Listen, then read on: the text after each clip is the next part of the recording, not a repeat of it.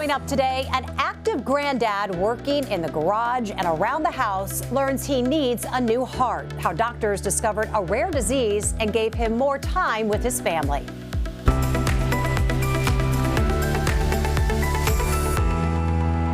Good morning. I'm Jessica Lovell. Welcome to the Morning Medical Update. Doctors were keeping tabs on Gene Taylor after a cancer diagnosis, but it was a different disease that was slowly killing his heart. Janine Kiesling shows us what it took to save his life.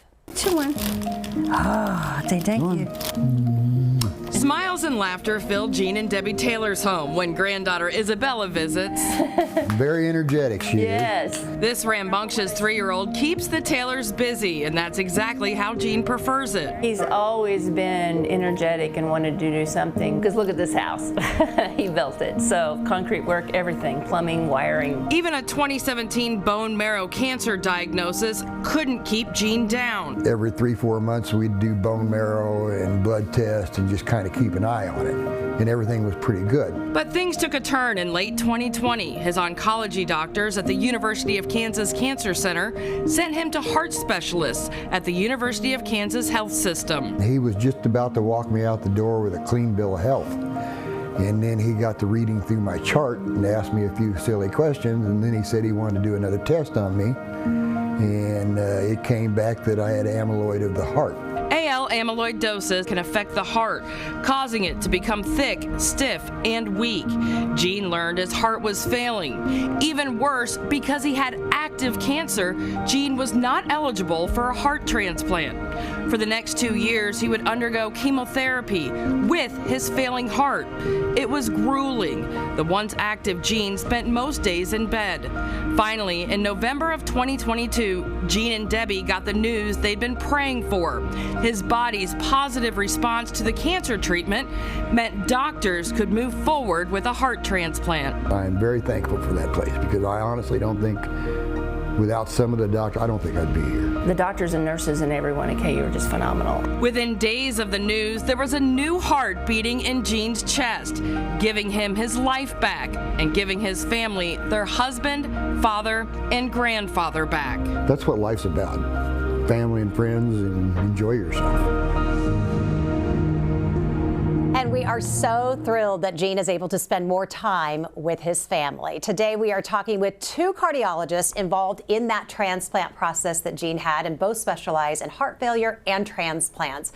Andrea Vidich is Director of Heart Transplant Program here at the University of Kansas Health System. Good morning. How are you? Good. How are you? Good to see you. Yeah. Also joining us remotely today is Dr. Zubair Shah. He is Director of the Amyloid Program here at the Health System. Dr. Shah, good morning. Hello. How are you? I am great. Good to have you. So, Dr. Vidich, let's start with you. What is it like to know that Gene is just, it's really why you do what you do. He's getting more time with his family. I mean, it's an amazing feeling, especially as our program has evolved to give opportunity to Gene and patients like Gene, because just a few years ago, Gene Taylor would not be a candidate at our center. We would send him to maybe a few centers in the country that would be able to offer heart transplantation to Gene. In this situation, it was actually very rewarding to work with Dr. Zubair Shah, and as his cancer was getting close to remission, discussion in our multidisciplinary team, how can we transplant Gene Taylor? And almost everyone on our team said we should do it. We can do it because how our program has evolved. So it's, the idea is to get him healthy enough to be able to be transplanted, correct? And to make sure he can take this. Yes. So I want to bring in Dr. Shah because you're head of the amyloid program. Just help us understand the disease that Gene had. He has AL amyloidosis. It's not cancer, but it can show up alongside cancer. It's a problem that starts in the bone marrow? Yes. In layman's term, amyloidosis means protein buildup, and protein buildup where it should not build up. It can be part of an organ, whole organ, or multiple organs. And there are so many proteins that can cause amyloidosis. So in Gene's case, the protein was coming from the bone marrow because bone marrow was cancerous. And unfortunately, he was following with outside oncology, and they were just focusing on the bone marrow and not taking into account this could affect his heart. And that's when he came to us, followed with us, and we looked into his heart. So it's rare, but AL amyloidosis is where bone marrow is abnormal, and then light chains, the products from bone marrow can, when bone marrow is dysfunctional, cancerous, can start building up on the heart. So that's AL amyloidosis of the heart. Dr. Shah, you should have told me that. Protein buildup is so much easier for me to say than AL amyloidosis. But I'm going to give it a shot today. Tell us about the program, though. I mean, this goes to show just how narrowly focused different areas of our heart transplant program is, and our cardio program here at the health system. Just tell us about the center and who you're treating. Okay, so Maggie, this is actually two questions. So first, amyloid program, we have one of the largest in the whole nation. In terms of volumes, I think we are third largest in the country. And we treat, as I said, these are different proteins that can cause amyloidosis, one common being TTR or transthyretin. We have done, I think, 5 transplants in those patients, and maybe one of the leaders last year in the number of transplants done in those patients. Similarly, we have very robust AL amyloid center, and it's a joint venture between our cardiac amyloid program, as well as our cancer, our oncology colleagues. As you know, University of Kansas is now a comprehensive cancer center with huge expertise in amyloid. We have a dedicated amyloid specialist from oncological side, that is Dr. Ola Abdullah. And then a lot of times these amyloid patients, to get complete cure, at least chances of complete cure, would need bone marrow transplant. So again, we have one of the robust transplant teams, bone marrow transplant teams. And now to add to that component, we also offer transplant in these patients. So you need a very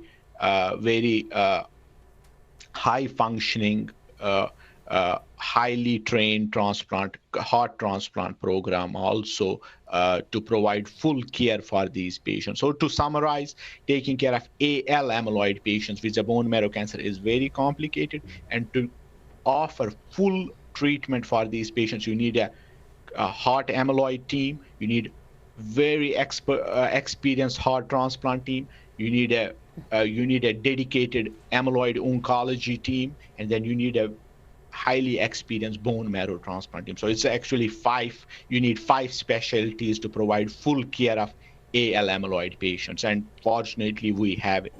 And we have it, and we kind of we always say they're kind of down the hall, so to speak, where you can all be talking to each other. Dr. Vidich, kind of add into that about your position on this team.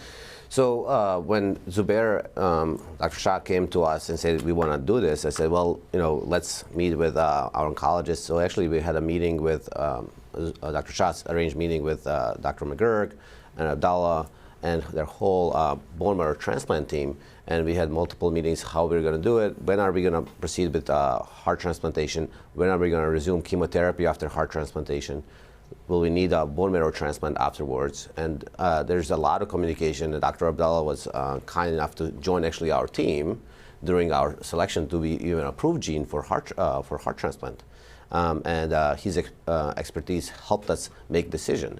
And we all bring a little bit of different knowledge, but at the end of the day, we make a decision as a team to make sure a patient goes from point A to point B. And it's a pleasure to see Gene doing so well. 6 months later, after what we would not have offered him just a couple of years. A lot of high-level smart people in that room talking it out. I love to hear that.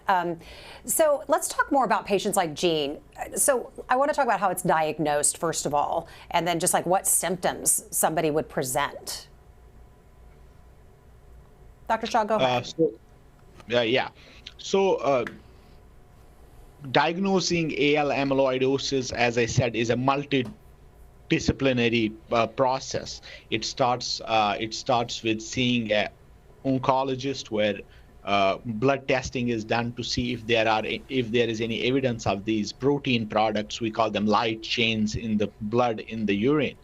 And generally the next step is bone marrow biopsy, which was done in Gene's case, and no major abnormalities were found. And third step is to look at different organs, see if these proteins are building up. These tests, blood tests, bone marrow tests, can be normal, but patients can silently, we call it smoldering myeloma, smoldering amyloid, where they can still build it while there is no evidence in the blood, in the bone marrow. So next step would be to do biopsy of that organ. For example, in Gene's case, he was following with oncology actually outside.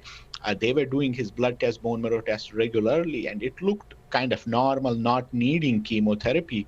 It didn't look abnormal, but what they had not looked into was different organs. And we looked into heart, it kind of looked very thick. And I was suspicious, is he building up this protein from the bone marrow? So our next step was to do bone marrow biopsy, see why heart is thick. And unfortunately or fortunately, that did show that he was building this protein coming from bone marrow, and we diagnosed him with amyloidosis and immediately started chemotherapy to get him into remission. And after that, since he had it for years, he had kind of end-stage heart involvement. The next step generally is to control the cancer in the bone marrow, and then look for possibility of heart transplantation. Let's move on to some show and tell, because Dr. Vidic, you brought some photos of Gene's old heart after it was removed. So I want to just point your attention over here. Is it coming? Is it coming? Is it coming? There it is. Okay, so this is what the heart looks like brought out.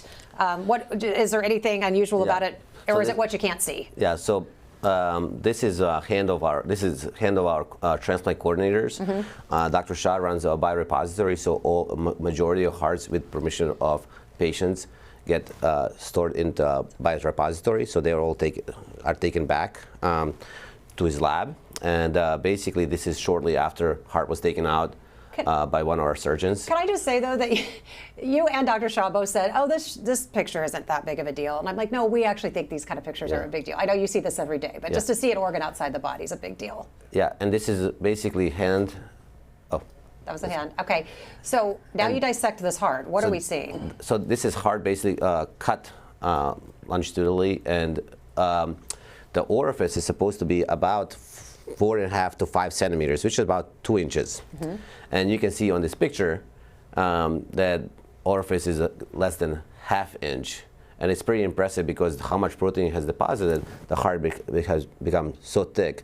And this is what basically Gene lived on for extended period of time. And just give us a little bit of a biology lesson. What's all the red in there? What's all the red? Just so I know. That's on the splattered. Just the red meaty part. Yeah. So this is basically part of the left ventricle cut through, and this is and this is basically kind of epicardium. This is endocardium, and you will this is how the heart is cut, and you can see a little bit of fat. Most of us have fat, but his heart is just enormous in comparison to most hearts we have, and it's instead of most heart failure patients, the heart gets bigger. This scar was just becoming thicker and thicker and thicker, and obliterating cavity, which basically we rely on to provide us on cardiac output, what we call, or amount of blood the heart pumps with each beat, or with over 1 minute. And over time, would that hole just completely close up? Yes. Most of the time, this is what end stage basically heart kind of cavity gets completely obliterated, and unfortunately, patients cannot sustain output from the heart to maintain other organs, and the kidneys shut down, or even liver, because a lot of blood that's not being pumped forward. I mean, you get it back up into the liver, back up into the lungs, and that's why patients feel so poorly. Okay, well, it makes sense, but it's always interesting to see what you're talking about and to see what Gene was feeling. Dr. Shah, Gene needed a heart transplant, we know. He was also getting chemo at that time. So what needed to happen during or after the chemo to make him eligible for that transplant? Yes. So,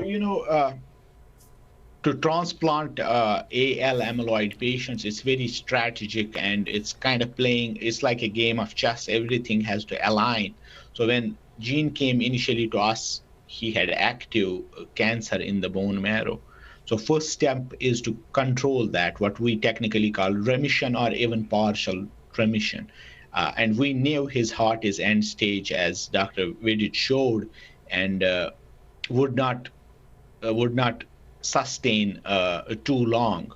So time was of essence, but at the same time, you cannot do transplant when someone has active cancer. It will affect the new heart. So first step was aggressive chemotherapy while sustaining his heart wherever it was. So we referred him to our oncology team. Dr. Abdullah worked very hard with all the chemo options. I know he went through several options, didn't respond to one or had side effects to second, and ultimately we reached a point where his cancer was in partial remission. His protein levels were low, and we thought this was an opportunity to put a new heart in. Now, other question was, once he had gotten the transplant, he's in remission, will he be a candidate for bone marrow transplant? As I said, it's a three-pronged approach, and you need a bone marrow transplant program to do transplant in these patients so that they can get bone marrow transplant ultimately. So we involved our bone marrow transplant team, and they were on board and said, yes, we can offer bone marrow transplant after the heart transplant, depending on the timing and how he does.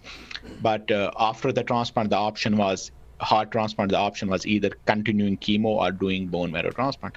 But so far after the transplant, as Gene did very good. His cancer is still in remission. He will ultimately need bone marrow transplant, which is very unique heart transplant, bone marrow transplant. Only few centers offer it. But we are again waiting for right time on him because cancer is in remission. He doesn't need anything right now. Be sure to ask your questions. You can use the chat on YouTube, Facebook. You can tweet us or email us at the Medical News Network. That info is there on your screen. Let's get to our COVID count. Dr. Dana Hawkinson is out today, so we are happy to have one of his colleagues with us, Dr. Matt Shoemaker. He is the interim co-director of the Division of Infectious Diseases. And Dr. Shoemaker, I had to take a little double take. Where's your bow tie? Good question. I did a double take. You walked in, I was like, wait a second. Where's so I guess, I don't know, I mean, like Dr. Stites was talking about yesterday, he switched his diet up and gained some weight. I guess my neck's getting too big to get are you working out? Yeah, we'll say that. I was working out, my neck got too big, so I couldn't get my shirt buttoned, so that's what it was. I know, I'm just so used to you in those bow ties. Okay, bring them back one of these days. Okay, so let's get to our COVID count. What do the numbers look like? Today we have a total, and this is active and recovering, of 27. We have 12 active. We have 5 in the ICU, and thankfully we have 0 on the ventilator. Good. All right. We like the big goose egg is what we like to see there. So we're glad the numbers are staying low, but on the other hand, we know the number of people getting the bivalent booster vaccine, it's also low still. So we've heard Doc Hawk mention this before, but we want to hear in your words just why it's so important if people have not gotten that bivalent booster that they need to get it. Well, we know with some of the circulating variants, the monovalent vaccine, the original vaccine, doesn't provide as good a protection. That's part of it. The other part is waning immunity. So after you get a vaccine or after you've had a natural infection, your antibody levels will drop, and so you just need to get that bivalent to get your protection back up. You know, and especially the patients that Dr. Shah and Vidic are talking about, these types of patients very desperately need them because we know folks with heart disease and malignancy do worse with COVID. Just get the vaccine. That's what you've been saying all along, right? Yep. Doc, thanks so much for coming by today. Come back and see us, okay? You bet, anytime. Okay. All right, well, this is cool stuff. The NFL Draft is putting the spotlight, of course, on Kansas City tonight, and the health system doctors who work with the team. They will be part of all of this action. We caught up with the head orthopedic surgeon for the Kansas City Chiefs. Dr. Paul Schroeppel says that most of the offseason medical work was earlier during the combine in March, where doctors give full physicals to about 330 players. By now, the Chiefs have a plan for who they want in that draft. But as we know, plans can change. It's not a static process. It's often very fluid, and the pick that you thought you may be making may turn out to be much different. So a lot of times there's some decision making that happens on the fly. So we're there in the war room or next to it to provide that medical component of that real time while we're trying to make those decisions. Dr. Schroeppel says they try to evaluate players on 2 big things. First, availability. Will nagging injuries keep them on the bench during the season? And then second, career longevity. How many years can they stay at the top of their game? So we'll be watching that. It's going to be a really exciting time here in Kansas City. Let's check if we have any reporters with us today. All right, let's get to our community questions. Okay, so first up is Randy. What happens to old diseased organs after a transplant? Will Gene's heart be studied, or patients like him, where do they go? So Barry, you want to take that one since Yeah, you as have Dr. Vidic explained, so we do store all, we call them explanted hearts. It's a very methodical process. Samples are taken from each part of the heart. You know, heart still has right side, left side, and we keep them stored in what we call biorepository. There are several projects right now going on where look into gene expression, into why hearts fail with amyloidosis, or there non-invasive treatment options we can do to prolong or slow it down. So in short, we store it, and we store them, and then are studying, especially gene profiling. Another question is from Tim. How rare is AL amyloidosis? Can some doctors work an entire career and never see it in a patient? It's not that rare. I would not call it a rare disease. It's the spectrum, though. You know, AL amyloidosis, it's the spectrum. What Gene had is AL amyloidosis affecting the heart. That may be slightly rare, but overall AL amyloidosis, where cancer affects the bone marrow, and bone marrow is making more what we call light chains, or these protein fragments. That's not a rare cancer. It still is a common cancer, unfortunately. Rachel wants to know, can AL amyloidosis affect other organs? And if so, which ones? Yes, absolutely. So, I mean, once the bone marrow is cancerous, the cells that make antibodies are cancerous, bone marrow starts to throw these antibody fragments into the blood, and they generally can build up on various organs. Various organs involved are kidneys are more common, heart, nerves, and sometimes our digestive system, our gut, liver occasionally. These are the most commonly affected organs, but kidneys and digestive system being the most common, followed by heart. So Isabel wants to know, can you have AL amyloidosis and never end up needing a transplant? So like in Gene's case, perhaps, was a transplant inevitable for him? So, Zubair, you want to take that one? Or? Yes. So it's off. So needing and getting are two different things, right? So, like we said, 2-3 years ago, we would not, even though he would need heart transplant, if he was in this situation, we would not offer it because those patients are most complicated type of patients, and most centers do not have expertise with bone marrow and heart, and heart amyloid program and heart transplant program and bone marrow transplant program, and coordinators and everything else, because they require a lot of care. Because Gene can tell you that his post-op care was much more complicated than care of patients that we usually have after heart transplant who have idiopathic, non-ischemic, or who have heart disease due to blockages, and the heart becomes weak over time. So needing is probably much more frequent than what you're getting.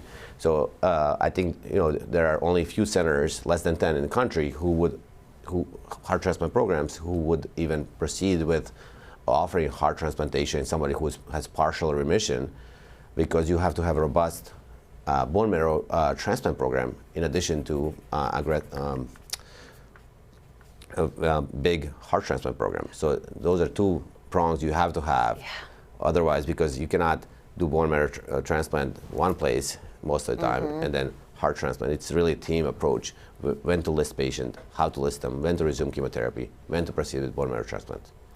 Eric just has a question about heart transplant. What are the concerns for someone like Gene or anyone who's getting a heart transplant as far as just longevity and the heart lasting through a lifetime? Yeah.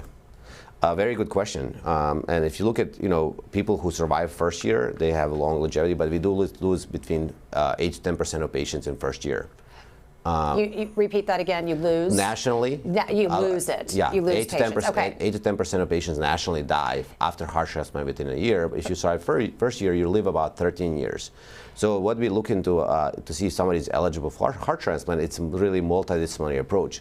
It's not just doctors coming into nurses and say, "Oh, we need a heart transplant." It's really nursing staff, doctors, social workers, pharmacists, and everyone else meeting in the room and say, "Do we have adequate resources Do we have adequate support?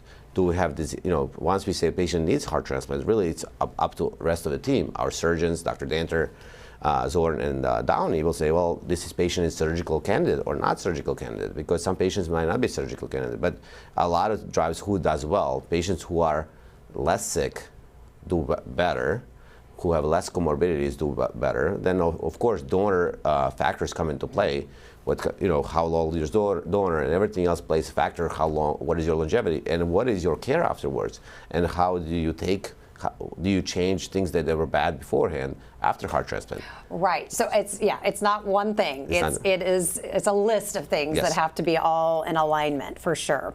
But getting past that first year is key. That's going to tell us a lot about Yes. how long that heart's going to Absolutely.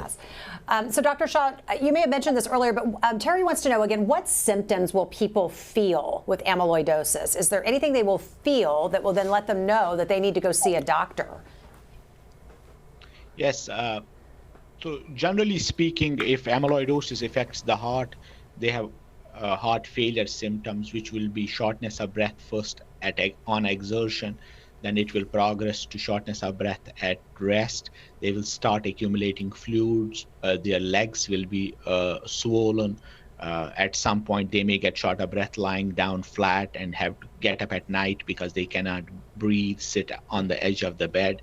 Appetite will fall, and they will get full easily even after taking part of their meal. So these are most common symptoms.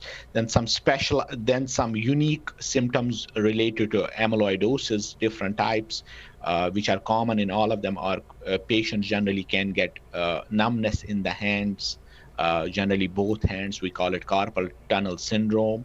Depending on what amyloid we talk about, they can even get the surgeries in their wrists, generally both sides. They can have lower back pain called lumbar stenosis because of the tightness in the spine.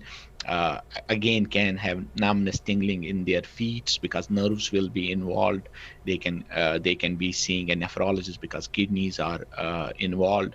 One important symptom is lightheadedness when they stand up. We call it dysautonomia. They are very dizzy, very lightheaded all the time. I think these are most common symptoms. Yeah, so you'll know something's wrong. Last question, kind of a fun one from Jeremy. Dr. Vidich, what part of working on the heart do you find most interesting? Well, helping patients. We're seeing a patient that cannot do anything, and multiple patients we had on show with you, and they're enjoying life. Seeing Gene with his grandkids, seeing Gene with his wife, going out for dinner. And we want them to live life. We don't want them to be in a bed, and that's most rewarding. That's most fulfilling. But also, it's most depressing when you see patients don't do well, or they're still struggling. Because some patients do struggle even after heart transplant. Sure. Very small number, but they do. So most rewarding is seeing that patient. And it's really when we evaluate patients, we say we are starting to date, and this is a marriage, and we're going to be together for a long, long time with the heart transplant program. And you have to like us, and we have to like you. Really make sure that we have good relationship, and that's what really drives patients to live longer. And you can see patients who get along with our coordinators, and coordinator relationship with the patient is most important, because it's just like that family member, you want to tell everything, because the more you tell us, better information we have, more information, better decisions we can make. And that's really a relationship, not just, hey, we have provided a service to you today and we're done with you. We really follow them for the rest of their life, and very frequently. I love that. Yeah. It's a dating situation that turns into a lifelong, beautiful marriage and partnership. What do you want folks to take away from our conversation today? What's the big takeaway?